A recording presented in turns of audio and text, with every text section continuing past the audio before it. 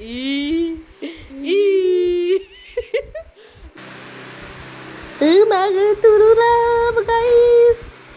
আসলে এটা ছিল কোরবানির পরের দিনকের ভিডিও। আসলে আমার খুব আমগুলো টেস্টি লেগেছিল, তাই পরদিনকে আব্বা ব্যাগ ভর্তি করে আম নিয়ে এসেছিল। তার মধ্যে একটা আম আমাকে দিচ্ছিল যেটা গাছ থেকে সদ্য পড়েছে। এখানে চিকেন কষা করছিল যেটা আমি আর দিদি টেস্ট করে দেখছিলাম। আর এখানে আব্বা নিয়ে এসেছিল মিষ্টি আর কুরকুরে আমার জন্য আর দিদির জন্য। আর কলকাতায় গেলে পরে সত্যি কথা বলতে আমি খাওয়া দাওয়ার ব্যাপারটাই ভুলে যাই, যে আমাকে খেতে হবে আমার এটুকুও মনে থাকে না। আম কেনা তো দূরের কথা, আমি বাজার করারও টাইম পাই না। তার উপর আবার কলকাতায় বাজারে জিনিসপত্রের এত পরিমাণের দাম, আমাদের যেখানে এই জিনিসটা 30 টাকা পাওয়া যায় সেটা কলকাতায় পাওয়া যায় 70 টাকা 80 টাকা এরকম। তাই বুঝি আমি যতবার বাড়ি আসি আমার মা কেন জানি না আমাকে ধরে ধরে ঠুসে ঠুসে খাওয়াই। মা ভাবে হয়তো আমি এখানে আসার পরে কিছু খাওয়া দাওয়াই করি না। তাই দেখো না, মনের অজান্তে আমি একবার মুখ ফসপে বলে ফেলেছিলাম যে আমার না পোলাও খেতে ইচ্ছে করছে। মা দেখি সঙ্গে সঙ্গে পোলাও আর চিকেন কষা করেছে, তাও আবার রাত্রিবেলায়। আর সকাল সকাল যেহেতু আমি রওনা দেবো, তাই মা দেখে এখানে সেমাই ভোনা, তারপরে টিকিয়া আরও অনেক কিছু করেছিল। তা আমি বেরিয়ে পড়লাম বাড়ি থেকে। আর আমি প্রত্যেক উইকেন্ডেই ভাবি যে আমি এখানেই থেকে যাবো, এখানেই থেকে যাবো, বাট থাকতে পারি না, সেই বাড়িই চলে যাই। কারণ ছোটোর থেকে আমি কখনো বাড়ির বাইরে থাকিনি। এমনকি মামার বাড়ি গেলেও আমার মনে হতো যেন রাত কাটছে না, কোনো রকম সকাল হলে আমি বাড়ি ফিরে আসি এরম ফিল হতো। মাসে হয়তো একটা উইক খুব কষ্ট করে এখানে থাকি, তাও ঘুরতে টুরতে গেলে এক ঠিক আছে। আমি বাড়ি থেকে যখন আবার কাজের উদ্দেশ্যে বেরোয় আমার কিরকম একটা ফিল হয়, পুরো 2 ঘন্টা আমি নিস্তব্ধ হয়ে থাকি। আর আমার